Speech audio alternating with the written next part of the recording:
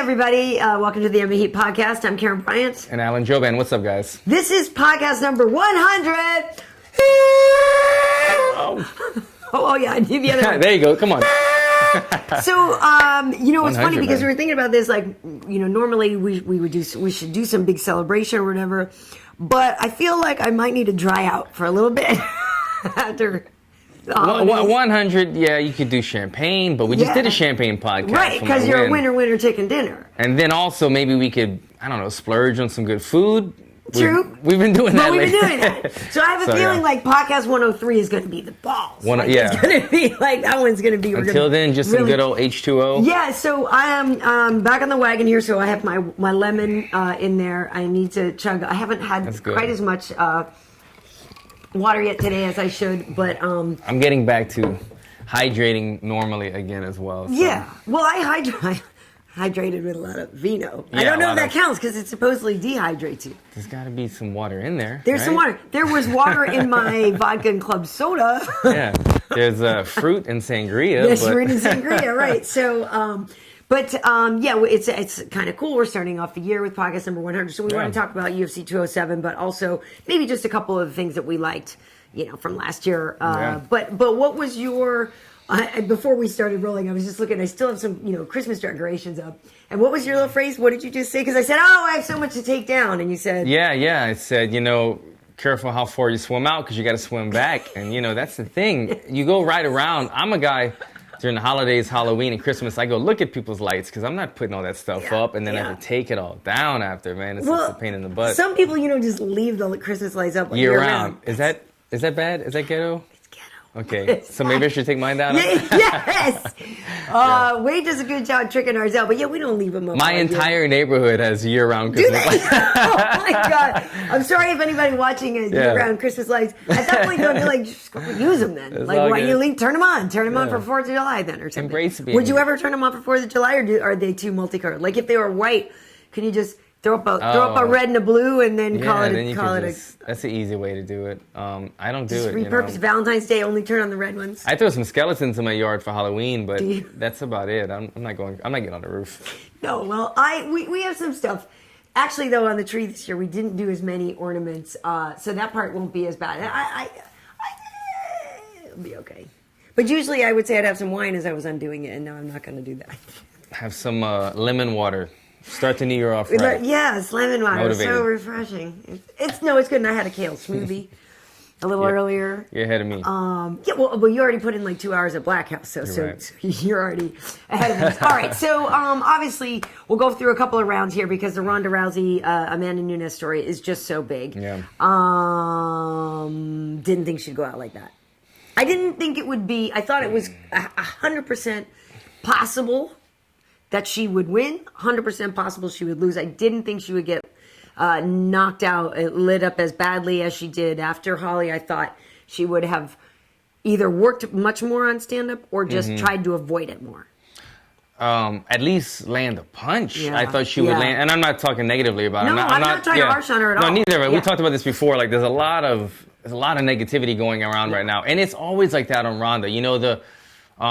You listen to a lot of successful people speak, and they say the more successful you are, the more haters you're going to have. Ronda is a superstar, and so when she's winning, people love her, and when she's losing, people really come down hard on her, and that's what's happening right now. People are just coming down on her, saying how bad she is, but she didn't have a good performance. She didn't land a single punch, but you can't discredit everything she's done already. With that said, we're going to talk about the actual fight that happened that night. Her stand-up. It didn't look on not even UFC level. It didn't look in a professional level. It looked somewhat amateurish. And I was kind of talking about it with my striking coach Julio this morning over at Saxon, and we were kind of going back and forth. And I think what it was kind of like the amount of ring time that she's had. Yep. You know what I mean? Like she hits the mitts and she looks pretty good on the mitts. She's hitting the mitts and she knows what she's doing. But all in all, she's got something around 10 fights or something like that. How many fights? 10, 11? And the amount of time spent in the octagon is very low. Of those 10 fights, they're all pretty much, the majority of them are first round finishes, and the majority of those first round finishes are by way of armbar. Right. So how many rounds of experience did she actually get in the cage? Not that much time of actual experience in the cage. And then how much time, this is kind of an open debate right now, too. People don't, how much sparring did she do for this fight? And that's where you get better in sparring. You get more experience in sparring. You get the major experience in the cage. And it just looks like she was kind of in that 2 year. She looked like a 2 year fighter. When she's on offense, the Ronda Rousey that knocked out H.E.A.T. Oh, for sure. I thought I was going to see that Ronda Rousey. I was like, man, she knocked out H.E.A.T. H.E.A.T is a very good striker. But Took that's Sarah McMahon out with a knee. You knee to the liver, exactly. And so that's the Ronda Rousey that kind of fooled me into picking her this fight. But the reason that I was fooled is because she was an offensive fighter. Most, let's say a blue belt or a 2 year fighter, they're very good offensively, but when they're faced with adversity, then you get to see the little tweaks of, are they slipping, are they moving, where's the footwork, where's the transitional stuff in the striking, not just throwing the 1-2s, but the setups, the feints, the level changes, and so to speak. So we didn't get to see that because right away, Ronda was on the defense. She didn't get to show that offense that she does on the mitts, and it kind of exposed her yet again in the striking game. And add to that, Amanda's really good. Really good. You know what I mean? Really long arms. Really long, really good. And so, you know, when Ronda lost to Holly, Holly's a fantastic boxer, obviously a champion boxer, so we knew her stand-up was going to be great. And at the time, maybe Ronda was underestimating or just wasn't really ready for how good... such a technical striker that she was. Technical person, and how Holly was really able to capitalize on movement and, you know, the angles, and really knew a lot about that. And so I feel like with Amanda, you know, in all this time we knew Amanda was a great striker, but she's just getting better and better and better. I think it was a combination of her being so good, but also, and one of the things I was wondering about was there going to be that flashback moment for Ronda when you get tagged a little bit of like bringing her back to the Holly fight? Who knows what happened in there mentally? Do you know what I mean? Like, who knows? Because even if you're sparring in the gym, though, that's a totally, as we know, different setup. So I do wonder, like, if she should have had another fight before this. And I know that it's like, obviously, it's Ronda Rousey, and she quote unquote built the division, which she did, guys. I hate to say it. She's not the first female fighter. She certainly has been the most important one, though. And so there wouldn't have been that division in the UFC if it weren't for her. So she built the UFC's division because Dana wouldn't have done it without her. So to say anything else, I don't think is fair. But so she of course commands a title fight, a rematch. Yeah. But I would like to have seen, and maybe deep down she would have preferred a tune-up, something that wasn't as big a deal. I don't know. And now we don't know what would have happened. It's tough because you take this dominant superstar and then she loses one fight. She's gone for such a period of time. You have this big epic comeback. It's like, yeah, how do you throw in there with a tune-up fight? How do you not bring her to the pay-per-view? You know, it's like she's such a superstar, so it's hard to do that. Moving forward, she's lost now 2 knockouts in a row. Where does she go? I mean, I don't see her continuing the fight, to be honest. I don't see what's left. She's already achieved so much. She's kind of on the downfall now. She's somewhat been exposed in the boxing game. She made $62,000 a second, bruh. Damn it. $62,500, I think. So she's probably good. Like, I don't, you know what I mean? Like, I don't feel like... She made $3 million flat purse. And then that's not anything off the back end that we don't know about for the pay-per-view buys. Right. And so, certainly, and with the other things, the books, the films, she's done, like, you know, obviously we know she's made some money. Hopefully she's smart enough to save some money. That she doesn't have to fight again. No. She could go off... Like she was joking before, have some babies, you know, whatever. I mean, who knows? But she's not even 30 yet, right? So there's plenty of time for her to reinvent herself as something else, if that's in fact what she wants to do. But you can tell, you know, she's a very competitive person, obviously. So I don't know what she's going to do. You know, the other thing about it is, and I don't like, you know, when it was leading up to the fight, we even asked Amanda, hey, do you mind that everybody's talking about Ronda? She says, no, I don't care. You know, it builds the fight. It doesn't matter. But at the same time, I really did like what Amanda said afterwards. Like, let's go. It's my turn now. It's my time, because she's such a badass. And if you guys, I mean, I know people don't know her as well yet, but she's so freaking cool. She has this great sense of humor. And she's a fantastic fighter. The next question I had was, well, shoot, who's beating her? Who's beating her? Because I actually think, you know, people talked about the turnover and blah, blah, blah, blah, blah. The division's weak. The division is getting better and better and better. But meanwhile, Amanda, who is already better than them, is getting better and better and better. And I don't know who's going to beat her. She looks good, man. She looks great. She looks damn good. I always was kind of like not sold on Amanda completely because I was there in Vegas when... With Cat? Kat Zingano. Yeah, I saw there. I was there too. When Kat Zingano out-grappled her, Right. and she was like suplexing her Yeah, over she and did, over she and did. out-grappling Right. the black belt. And I was thinking, like, you know what? That was kind of why I had Ronda picked on this, because I said Ronda's going to come back. She's in the right headspace. Right. Ronda didn't do any interviews or whatever, right? Right. Everybody was mad about that. And I'm thinking, you know what? Ronda found her little sync, her energy of where she wants to Right. be. She's super confident, and she doesn't want to.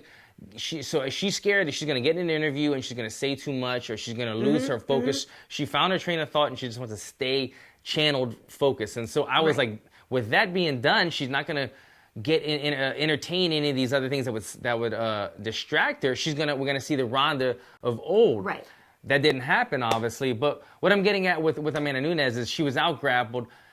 She was kind of beaten up by Kat Zingano. Obviously, A couple years ago. yeah, a couple years ago. But you saw what happened with Ronda Rousey and Kat Yeah. Zingano. So I kind of thought with Amanda's her aggressive style, Right. that Ronda would get a hold of Get her. in there. And that just didn't happen. She gave up. She's got super long arms. Yeah, she does. All I can remember from the broadcast is H.E.A.T saying repeatedly, it's the hardest she's ever been hit. Yes. Obviously, she's got knockout power. She's shown it. But when H.E.A.T, a former champion, says repeatedly, I have Right. never in my life been hit that hard, it's showing you she's going to make. She's not only like getting better, but she's going to get in girls' head, I think. She's going to get in girls' think heads so, too. saying that, like, look, damn, this girl is a knockout artist. She hits hard. She's got long reach. She's a beast athletically, and she's a black belt on the ground. It's going to be intimidating for girls to have to fight her, especially look how relaxed she was fighting Ronda Dude, Rousey. She was so so relaxed. chill, and all leading up to it, she's cool with all really chill interviews. because, yeah, and she's very confident. And I agree with you. You know, this is a woman now who's like a champ killer. Yeah. You know what I mean? And when you, like you said, to put it in perspective, H.E.A.T, who has been in the game for more than 10 years or whatever, when she says that's the hardest she's ever been Yeah. hit, you have a lot of perspective. She's fought a lot of women. I do think, you know, obviously we know that there's a Shevchenko Juliana Pena fight coming up, and that's, you know, for an eliminator. But I don't think those women are ready for. I mean, Shevchenko was very good, and obviously she beat Holly. I was actually a little surprised by that. Yeah, I yeah. thought she was going to be too small, and I thought she was going to be. I just thought Holly was going to come back with that urgency that she needed to win the fight.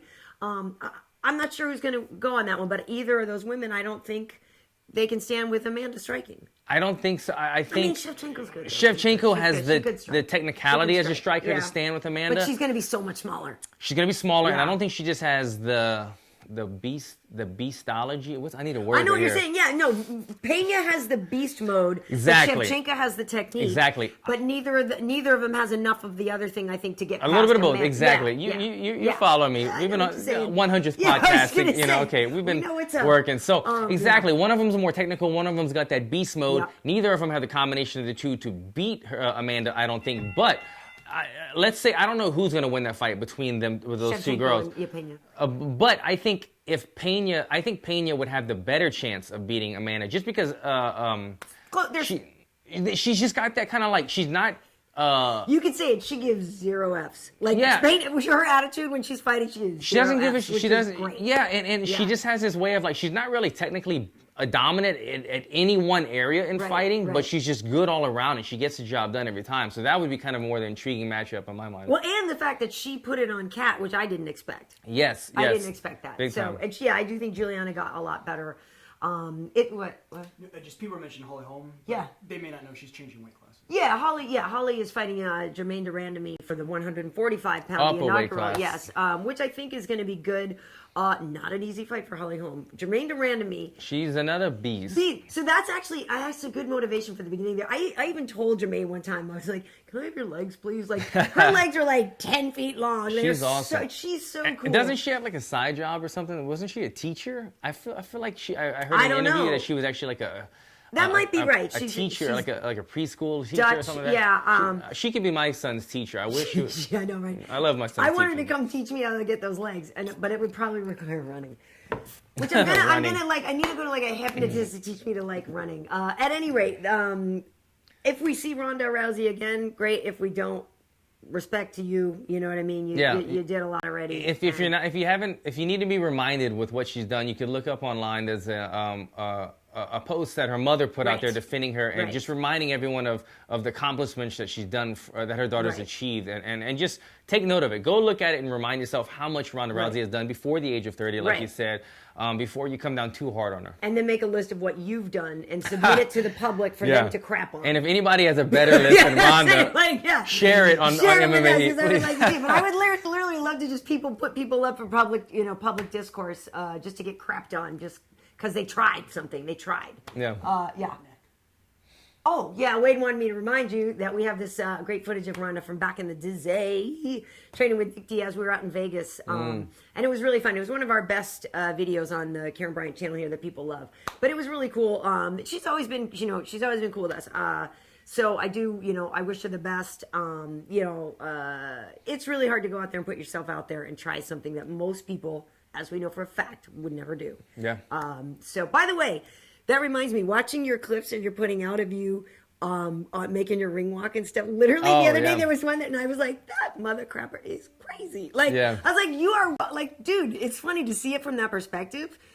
Like the walking, I mean, it's amazing, but at the same time, like you know you're walking in there to get smashed. Like, not that you want to get smashed, but like the anticipation of knowing you're walking into a beatdown, to me, that has got to be the longest, 100 feet or whatever in the world. I just wanted to like kind of I share like a 3-part kind of like series. It's just something I put together on Instagram, but of kind of like what takes place before you see us in the cage. And I got a lot of good responses. People were so intrigued because they didn't, when you come on after the commercial break, you just see us in the cage or we walk out. Right. But you don't realize like we're in a holding cell. I love it, and they're announcing you, and you Mike's just on the other side. He's on the other side of the curtain, so I put it on my Instagram, and I'm sitting there with a TV in front of me, watching Mike, who's on the other side of a curtain, while their team is pumping him up and his music, and then it's my turn. But that was one of the more intense holding periods that I've been through. But I put that one on there, and I love that people really.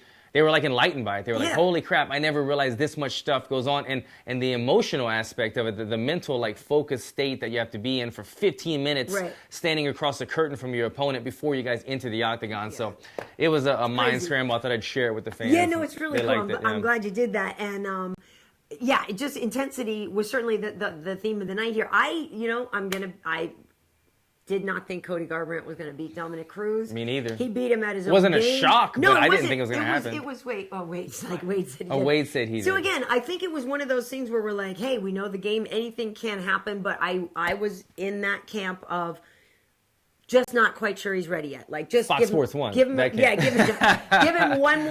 one more fight. Like I just didn't think he was quite ready. I agree. But, I thought he didn't have enough fights yet, and I just was playing the safe card. Look, you're talking about such an experienced Dominick Cruz who's had so many 5-rounders and so much experience on his belt against Cody Garbrandt, who's been to the 3rd round one time. Yeah.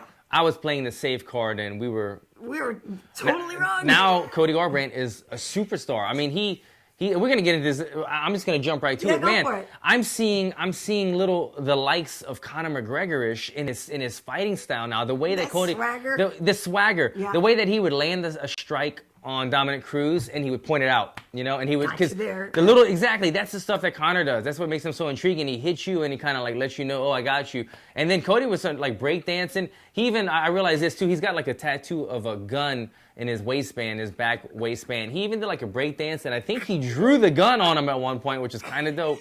That was one of those thug life videos right there. You guys can make one. Popping and locking out there, wasn't he? He even like sprawled at one point. He did a sprawl, a burpee, jumped back up to his feet. I was so impressed at how in the moment Cody Garbrandt was. His first ever title fight, his first ever 5-rounder, first time fighting a world-class champion, or I quote champion, but like a real champion. He's fought world-class people, but never an actual champion. And he handled it so much better than he did on the lead up to it. He seemed so emotional leading up to it. And it was a flip-flop in actual fight. Exactly. And, obviously, I work with Dominick, and I care a lot about Dominick. And I also know that, just his focus, his resolve. I just didn't doubt him. I didn't doubt his preparation. I didn't doubt him at all. But like Cody was saying beforehand, he said, I'm a hybrid fighter. I'm the next generation. And I'm not saying this is a complete changing of the guard, because it's not. But he showed a lot of new things that either that we didn't get to see him do before, or I guess just the fact that he was fighting somebody as tricky as Dominick made me realize how much he had elevated his own game. Do you know what I mean? Because other people are going to be a lot easier to hit than Dominick Cruz. He would have finished off any other fighter that he would have had to fight instead of. I think would have been done way, way, way faster, right? It took him 5 rounds just because Dominick is so hard and elusive anyway, and Dominick has so much heart, and Dominick was never going to quit. I was incredibly impressed. Like I mean, and again, like I said, it wasn't that I was like, oh my God, no way can he win. He totally could have. But I just thought Dominick was going to do it. But props to you, Cody. That was awesome. Yeah, that was such a great performance. Is a star now, man. He really is a star. And you love the Maddox, with Maddox putting the belt on Maddox. Did it get dusty in your house? Did it get dusty over in your house? Did it get a little teary? I don't ever get teary, except my post-fight interview. Daddy, with Megan O'Leary. Why did you kick the bully, Daddy? Why? Well, son, that's some post-fight UFC on Fox references with Megan O'Leary. Yeah. Almost got teary-eyed. That was. I'll get you to cry in the show one time. I'll get it. I won't get your ass cushions and you'll cry. Don't tell him about. I sit on ass cushions. That's a long story. I don't. You know what? I come here after training. My body's sore. Gotta sit on a wood bench. Don't need one. All right, where the hell were we? I'm talking about Cody and Maddox and putting the belt on Maddox. That was so. I mean, you know what? Not only did Cody Garbrandt elevate himself as a fighter from his fighting and walking the walk, but that move right there, that kind generosity, that sportsmanship, the moment that he did that, it made him mainstream. It made him not just known in the fight world, but people were sharing that on different networks and retweeting that, and that made him superstar status. And what a great thing! I mean, that kid Maddox is his name. I mean, that kid is gonna. I mean, he's got to look at Cody like a super. I mean, I thought my son thought I was a superhero. No, Maddox has got to think Cody Garbrandt is a real life superhero for the rest of his life. Such a super cool thing, man. He elevated his status for sure. And what I also love about it is, if you meaning general population, not MMA person or whatever, saw Cody, you'd cross the street. Do you know what I mean? He looks scary with the neck tattoo. He looks scary, and then when you see that sensitivity and that dedication that he's had to Maddox over all the years, I think it's great. I think it's awesome. It was recognized amongst everyone. More importantly, it was recognized by the former champ Dominick Cruz and his amazing post-fight interview. I had so many coaches, my coach Julio included, and other coaches like at CSA Gym, reposting this, reposting Dominick Cruz's post-fight speech, showing, look, up-and-coming fighters and veteran fighters, this is how you handle adversity. This is how you handle a loss with class and dignity. The way he did it was just, it was true Dominick. He said it leading up to the fight that he finally knows who he is, and he doesn't have to shy away from being Dominick Cruz. And he's embraced Dominick Cruz, and the good side of that came out at the post-fight. He embraced it. Even in defeat, this new Dominick, or not new, but the true Dominick Cruz came out. And, man, it was remarkable. It was to see him handle that tough time with such class. He knows who he is, and he doesn't have to apologize. He's comfortable with who he is. Before that fight, obviously, TJ Dillashaw and John Lineker fought. TJ looked fan-freaking-tastic. That guy's a ninja, man. Fan-freaking-tastic. And I don't know how John Lineker, like we said, hands of stone, but head of stone. I don't know how he took that much stuff on the ground. Like, I don't understand how he walked out of there. I don't get it. Yeah, that wasn't a healthy fight for him, for sure. But what would you like to see? Cody versus TJ?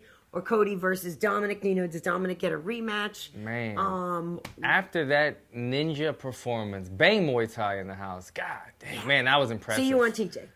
TJ Dillashaw. Plus, there's that storyline in that there. Is so intriguing. They both were former teammates. Yeah. I think there was stories about them having some hard sessions. Somebody said some stuff about maybe Cody putting it on TJ a few times in the past in sparring. I could be making that up or not. But you won't know. It's selling the fight. There's a lot of drama there. And then the way Cody went right to it at the end of the fight. Like, TJ, if you want some of this. Yeah, what did he say? Come at me, mother or something? I actually tweeted, come and get some, or forget what he said, but he went right there. He didn't hide from the issue. You see, like, the Cody Garbrandt emerging, this champion, the confident guy, man. He addressed the issue right away.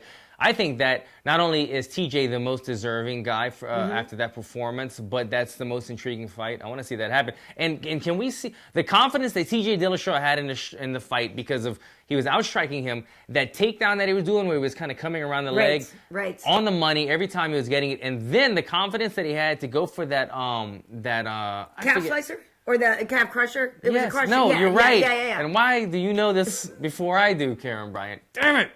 You're supposed to know, like, statistics. Hey, guess what, and folks? shit. No IFB for all you haters. I actually know some stuff that's not being told to the me. calf slicer, calf crusher.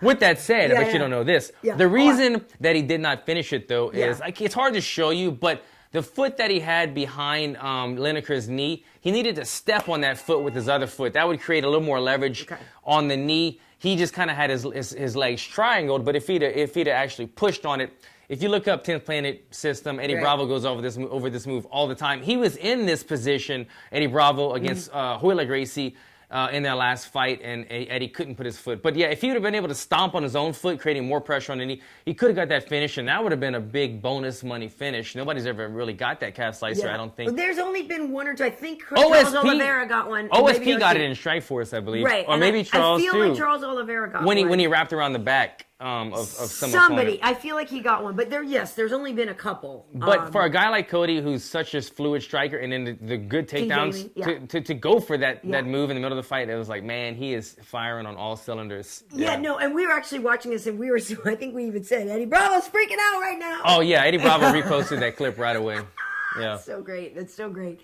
Another thing, we're actually probably going to end up going a little bit long because we wanted to talk about 2016 a little bit, but in round 5 here too, Alan, I got it. It's your division. I got to see your thoughts on Neil Magny and Hendricks versus Johnny Hendricks. Johnny missing weight once again. That is 3 fights that he's been able to fight where he missed weight. He actually didn't even get to fight T. Wood in October of last year because he couldn't make the weight and they wouldn't let it. But he missed weight for this fight for Kelvin Gastelum that's a lot, man. Tyron. And so what do? He's 1-4 in the last 5 fights. This is a guy who is a champion. He beat Robbie, but then he lost to Robbie in split decision. Then he beat Matt Brown, and then he's lost to Wonder Boy. He's lost to Gastelum. He's lost to Magny. What do you do with him? Man, that is a good question, Karyn. You fight him! Bada boom! No, Joe Silva. Well, Joe Silva is no longer with the UFC. That's right. We're now working with Mickey. Yes. Mike. Mickey, I can't remember. Mickey. Well, from Legacy. Right. I can't think of his name, but all in all, yeah. Do you keep him, serious question, though? This is a guy now who has proven, unfortunately, to not be reliable. Not reliable on it, yeah. And to the point where it's one thing, it's like, oh, I'll fight Johnny because maybe I'll get an extra 20%. But, he literally couldn't even show up for the Tyron fight. It didn't get to happen. So it's problematic. Yeah, it is. It's funny, before we even had this conversation, Johnny Hendricks was a guy that was on my radar because he's in the top 15, maybe even the top 10. He's a former champion, so that's a feather in my cap. And you know what? It doesn't hurt, like you said. If he's missing weight and that's throwing an extra 20 grand into my pocket, I'm looking to fight you. Yeah. So he is a guy that that is on my radar. I didn't even realize that he had lost 3 of his last 4 or something like that. Yes. And then I did know that he missed a bunch of weight. That's one of the incentives of fighting him because he doesn't make weight, and so you get extra money. But with all that said, you can't keep somebody like that in the division. They've made an example of it with, what's his name? Well, they made Lineker go up in weight because he couldn't. Right, but the welterweight, he just went up to 85. Gastelum, they were Kevin Gastelum. Dude, you got to go and fight at 85. Kevin Gastelum missed weight, 3 or 4 times, and they pushed him up to 85. Why would they not do the same with him? But at least Gastelum won some of those fights. Do you know what I mean? I guess my thing with Johnny, which it hurts me. I feel like this is a guy who doesn't have the right guidance or didn't have the right guidance, and he to me is a case of that wasted potential or wasted something. You know what I mean? I feel like he's a guy who, if he just had a better team or more support or some people helping him do things right.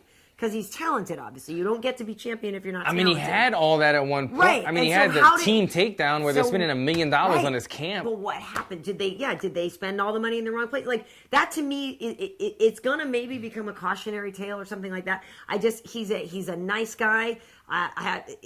I just don't like to see that happen to somebody. It's one thing, yeah, you're losing fights, but when you're losing fights because you're not making weight, and I just feel like what is going on in that man's life? Like it's a bummer. I don't know either, because it's crazy to think that 2 or so years ago, this guy was the champion of the world. This guy was the guy that really originally kind of beat GSP. Maybe he didn't beat him by points, but he beat up GSP. Yeah, he did. I remember sitting there. I was sitting next to Dave Schaller. Yeah. And we looked at each other. We're like, are we seeing what we think we're seeing? I saw like, a news thread the other day that said, who is the worst UFC champion? And Johnny Hendricks was actually listed on there a couple times.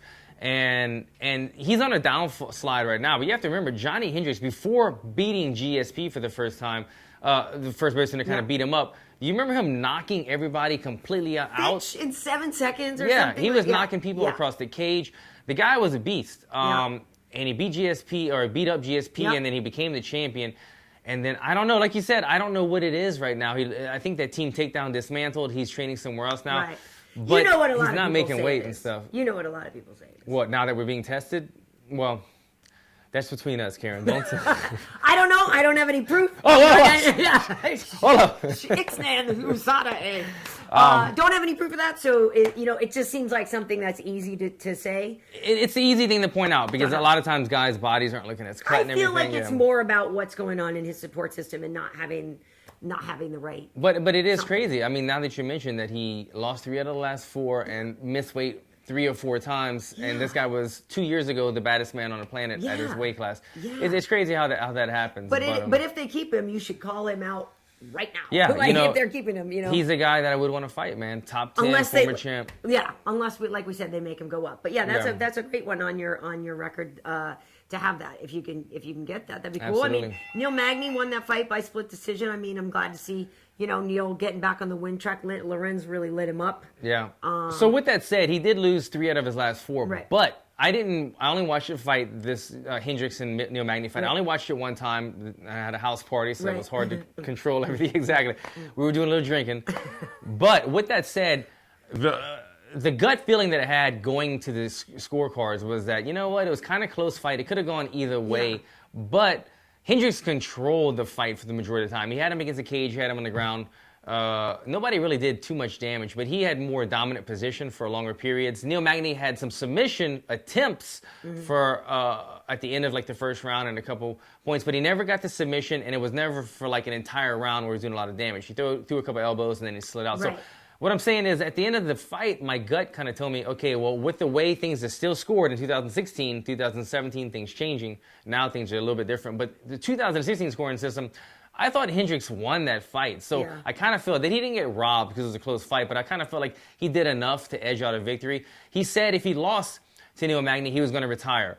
I don't feel like in Hendricks' heart he feels like that he lost. So I can't see him retiring. It's going to be more about what does UFC want to do with him at this point. Right. Does he go to Bellator? If the UFC lets him go, does he go fight somewhere else, or is the UFC letting him go catalyst to retirement? Right. I'm curious to see where he's at on his contract, because I don't know. Yeah, if he's at the end of his contract, that could be one of these things where he might look at the option of Bellator. And he can fight Rory McDonald. Interesting. Actually, no. I mean, Yeah. The welterweight division of Bellator is. I know, dude. I know. Getting all the guys now. I know. I was at. You said you were at a house party. I was doing some stuff with Metro PCS for the fights. I actually had a really good time, and I believe if you go to the Metro PCS Facebook page, all the things that we shot, I believe are still there. So at one point, I had 3 champs. I had DC, Tyron, and Demetrius with me. And we were going over the fights, and we were doing different things, like if they were coaching, and just had so much fun with them. Also, Uriah Hall and Uriah Faber both came by. Forrest Griffin, Cub Swanson. I had so much fun with them. So I don't know if anybody was watching those Facebook Live posts along with us. If you did, I hope you enjoyed it. It was really fun, and we were at the Tough Gym, goofing around. There's one thing I do want to say. So we did this one promo. They wanted me to do this promo, and some people have reacted really strongly. Oh, I think I saw this. So some people are really freaked out by this, because they had me do this thing. They're like, you know what I like to do on fight night, like sit down and get my favorite pillow and then I was like, and hang out with DC. Right? DC's right there, yeah. So it was silly. It was like a total goof. They were like, let's do this thing if we like it. So the decision to use it is not in my hands Right. at all. I show up, somebody pays you, and you know this as a model.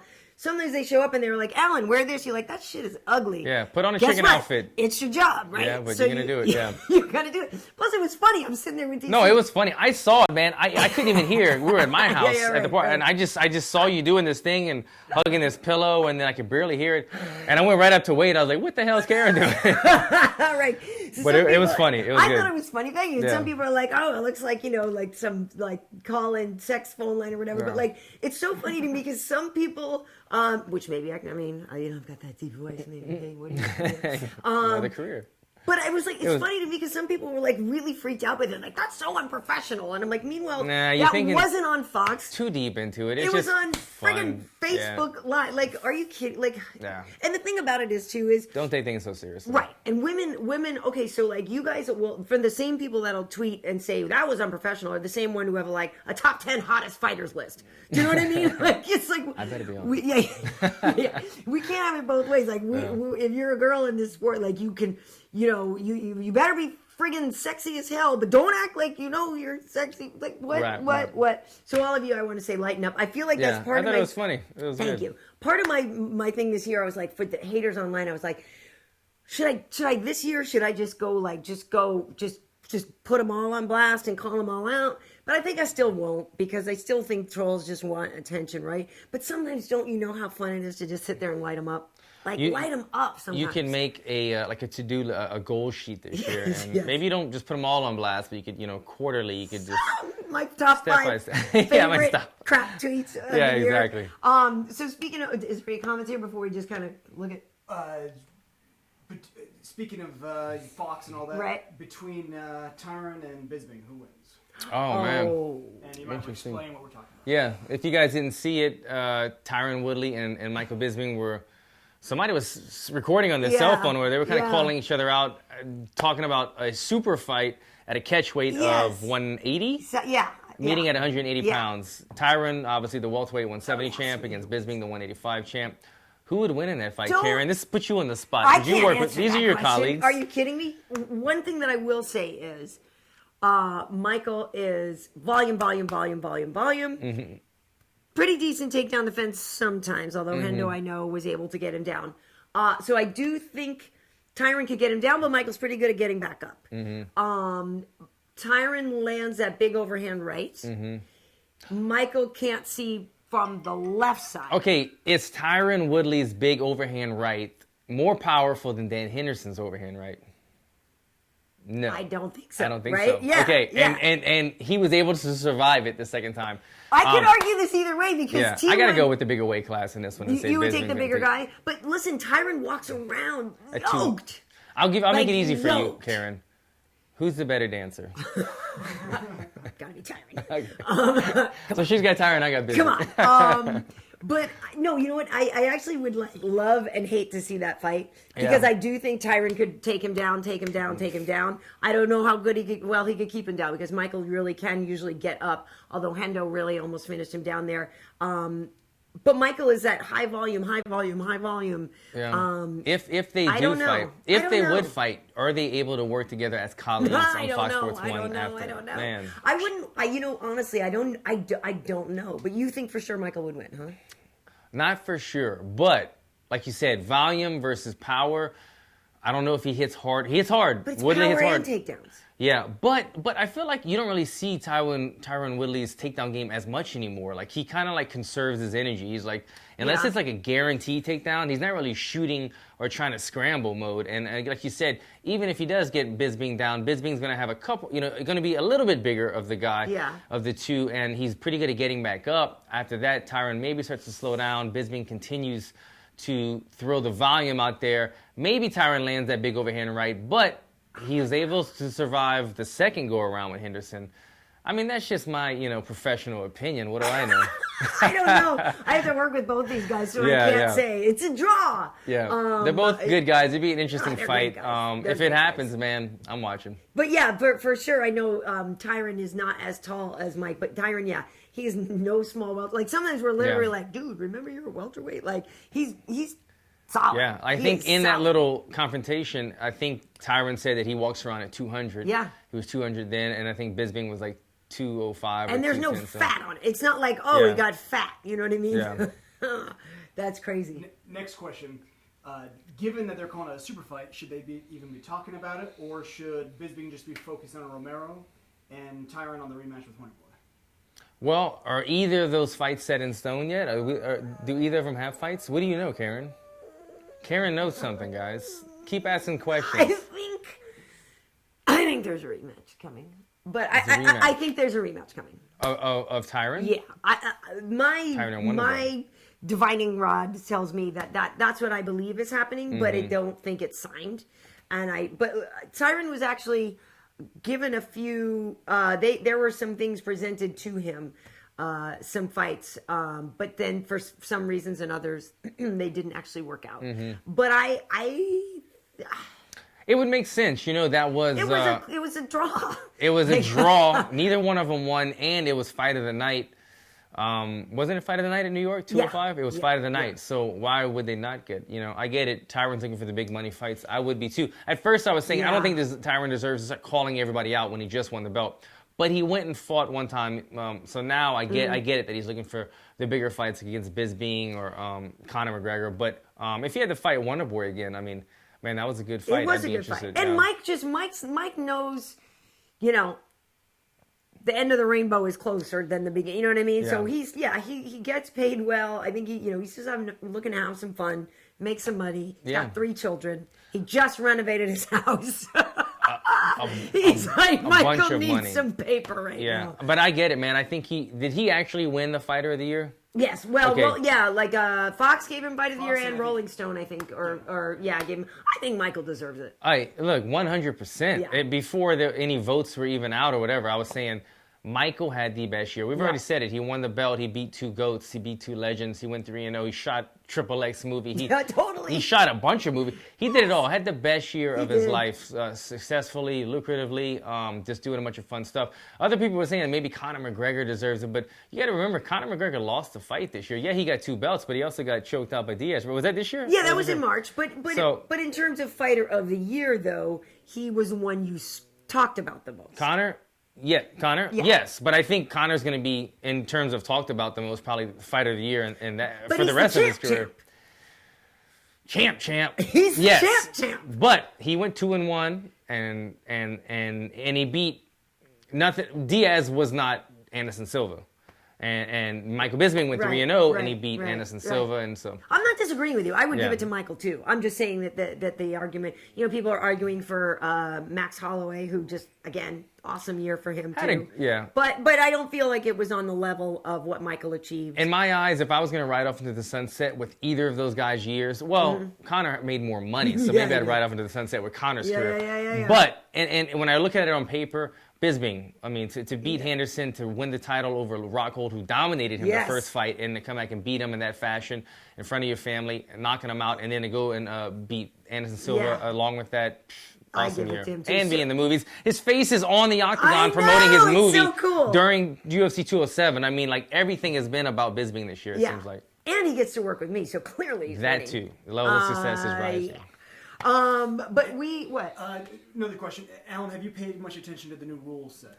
And are there parts of it you like? There, like you can't just have one hand down. No touchy. I'm grounded. I'm not grounded. I'm grounded. Yeah, I'm not grounded. I have to familiarize myself with it a little bit more. But I know the scoring system as far as I like that the whole damage thing is the first thing we're looking at. John, I reposted this thing on my Instagram. I think a couple weeks back. But Big John McCartney breaks it down very well about how damage is the leading criteria in scoring, about damage. If you punch me 20 times and it doesn't do much, and I punch you 1 time and you start bleeding, damage wins. I know it's always like a double-edged sword because maybe I cut easily, but in terms of who is actually damaging their opponent, that's what they're looking for. So if you're just chip-shotting and running the whole time, point scoring, and not really hurting somebody, and they crack you, the person who cracked you is going to win. So I kind of like that because it is a fight, and at the end of the day, you can't say, he's beat up, but I lost. It's going to be whoever got beat up, is the one that probably would have lost. And then I like the thing with, like you just mentioned, like Wade was saying about 2 hands on the mat, because there's no more playing this game where I'm touching. We saw that in this card as well. Which fight was that we had that controversial loss? It was Cowboy Oliveira versus Tim Means. Yes, Tim Means. And Tim so the knee Means was illegal or not, right? Yeah, but that one actually, it brought up all this scoring criteria, but Tim Means threw an illegal knee because he had a knee down. I always think of it like NFL football.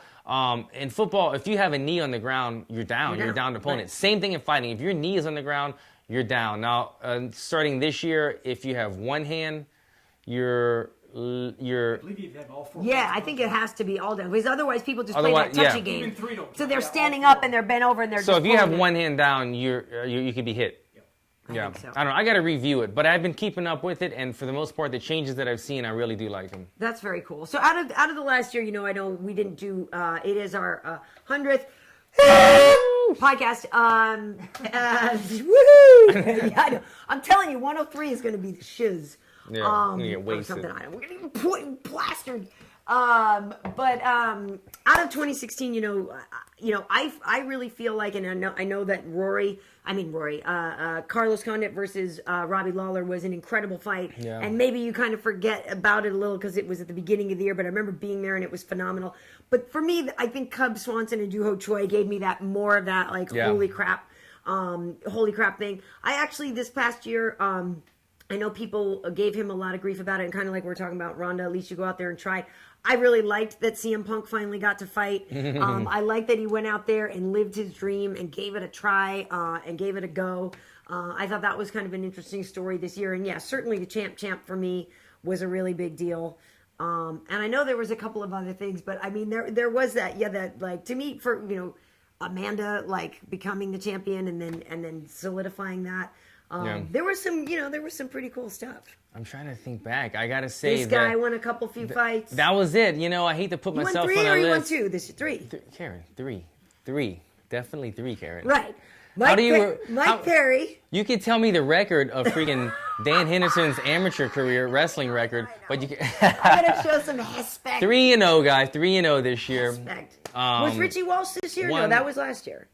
That was last year. Oh, it was the Brendan O'Neill. Brendan O'Reilly. Brendan O'Reilly. Brendan O'Reilly in Australia. Then there was Bilal Muhammad in Vegas, and Mike Perry. And then this one, 3-0. One. That's pretty sweet. I put on my last year's goal sheet for 2016, win at least 3 fights and at least 1 bonus. So I accomplished those goals.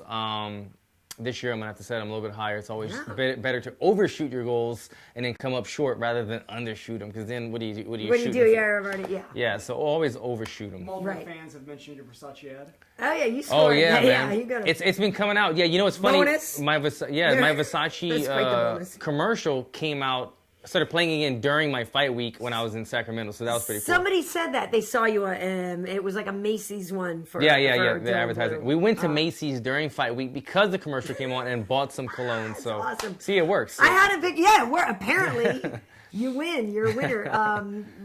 For 2016, so obviously it was a banner year for you.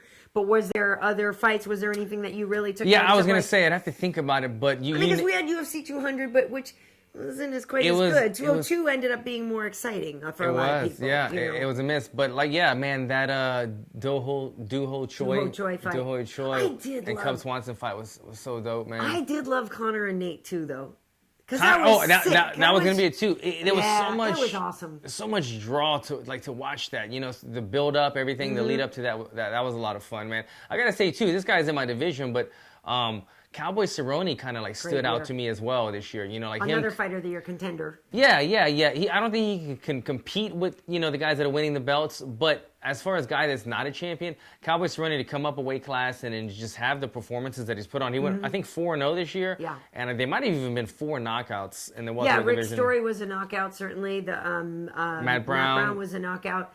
Earlier in the year, he took Canadian who I always forget his name. Patrick Cote. I'm sorry, man. Did he take up Brandon? That was something different. Anyway, but yeah. And then he just Cowboy left a good impression on 2016. Yeah, man. Absolutely. So for you though, have you guys been talking to the new guy about getting a fight? Are you already trying to? How soon could you? March? Yeah, I'm looking at. I think there's 2 Las Vegas cards in March, and that would probably be something I have my eyes set on. And me and my team, my coaches, my manager, we were all kind of just texting last night, who do we want? Bringing up names. We're gonna come up with a handful of names, guys in the top 15, and then shoot them over to the UFC and see what we can make. Yeah, and I think there's some good ones, and even a guy though, like I know he lost, it was a close fight, but like even a guy like a Safadine or something who is right on that borderline or whatever. Yeah. But you know, yeah, there are definitely some names, or even if it's somebody that didn't win their last fight, but that's still a rise for you, a good step as long up, as I'm solid. fighting up, that's my Right. goal this year. I just don't want to take any random fight where it's not helping me. I want to fight upward. When is Brooklyn, by the way? When is UFC? That is February 11th. February. Oh, so that's soon. Yeah. Okay, because I know Neil Magny said he wanted to get on that card. Yeah, it's February but, 11th. You know, it's like what, 5 weeks out, something like that. We'll see what happens. But yeah, March is probably a more realistic date for me. I would actually fight Neil Magny. Yeah, it could happen. Hashtag would watch. Yeah, would totally watch.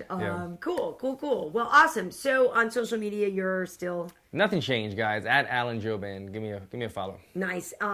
I am at Karyn Bryant, Karyn Bryant like Kobe. I have that on YouTube. I've got that on Twitter, Facebook. We have MMA Heat. I also have Karyn Bryant. I have KB Heat on Instagram. And we also do have Trocasao, which is our Portuguese podcast. We'll probably be doing another one of those tomorrow because our good friend Evie from Globo will certainly have lots of insight on the Amanda side of the story, which is great. And so that's going to be really highly entertaining to catch up with her as well. So wishing you the very best. Happy New Year. Thanks for watching. Wait, can I get more? Peace out, guys. See you.